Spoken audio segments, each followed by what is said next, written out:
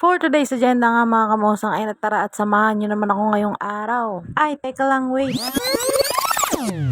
A day in my life bilang duting ina. Kung ina ko, ina ka din.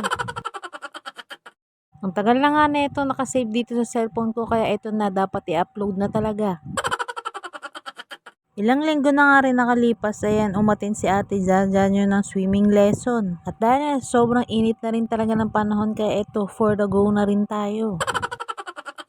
Siyempre bago nga sila lubog, ayan, tinuruan muna sila mag-stretching. Dito lang naman din to sa loob ng Camp Aguinaldo pero sobrang lapit na ito sa amin, naligaw pa kami.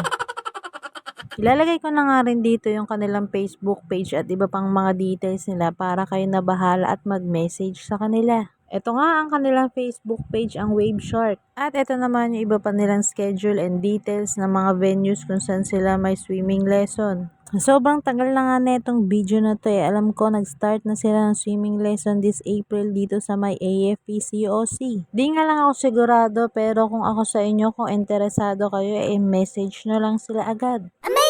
Sa first day nga nila hindi naman natakot si Ate Jaja nyo may dugong sirena ata yan.